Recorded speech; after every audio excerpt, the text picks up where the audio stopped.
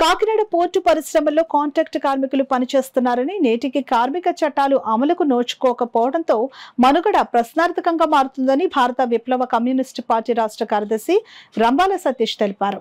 Port పరిశ్రమలు స్వచ్ఛందంగా contract కార్మికులు బంద్ నిర్వహించి పారిశ్రామిక వాడలో నిరసన తెలియజేస్తూ ర్యాలీగా కలెక్టరేట్కు చేరుకుని కలెక్టరేట్ ఎదుట ధర్నా చేశారు.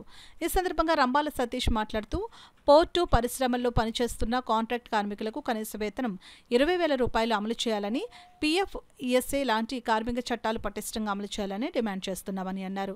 ఈ కార్యక్రమంలో RCPI ఉమ్మడి తూర్పుగోదావరి జిల్లా కార్యదర్శి M. నాగమణి, కమిటీ సభ్యులు శివకోటి రాజు, వి. మంగ పెద్ద సంఖ్యలో కార్మికులు పాల్గొన్నారు.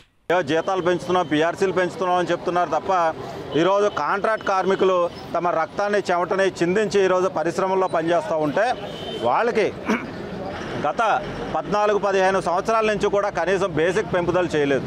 మేము ఒకటే డిమాండ్ చేస్తున్నాం ఈ సందర్భంగా. పోర్టు కాకినాడలో పనిచేస్తున్నటువంటి పోర్టు పరిశ్రమలు ఏవైతే ఉన్నాయో దీంట్లో కాంట్రాక్ట్ కార్మికులకి కార్మిక హక్కులు కల్పించండి, ఖచ్చితంగా కల్పించాలి. ఎక్కడ కూడా PF, ESA అమలు చేయట్లే.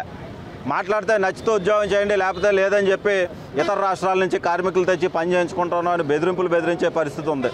ఈరోజు PF, ESAలో అవకతవకలు ఉన్నాయి. కాంట్రాక్టర్లు దోపిడీ చేస్తున్నారు, యాజమాన్యం పట్టించుకుంటలేదు. యాజమాన్యం కూడా కుమ్మక్క అయిపోయింది. ఈరోజు కార్మిక శాఖ అధికారులు DCL ఆఫీస్ ఎందుకుందో ఎవరికుందో ఎవరికీ తెలీదు. కనీసం DCL అధికారిని కూడా ఇప్పటికే పూర్తి స్థాయిలో నియమించలేదు.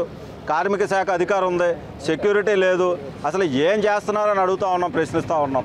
ఇదే ఉదాసీనత వైఖరితో కనుక ఈరోజు ఉన్నటువంటి NDA ప్రభుత్వం కనుక తక్కువ అంచనా వేస్తే మేము ఒకటే చెప్తున్నాం, పోర్టు పరిశ్రమలో పనిచేస్తున్నటువంటి కాంట్రాక్ట్ కార్మికులు ఇక మీదట ఎవరికి భయపడేది లేదు, ఇక మీదట ఎవరికి కూడా లొంగే పరిస్థితి లేదు. మేము ఖచ్చితంగా తిరగబడతాం, పోరాడతాం. మా హక్కులు మాకు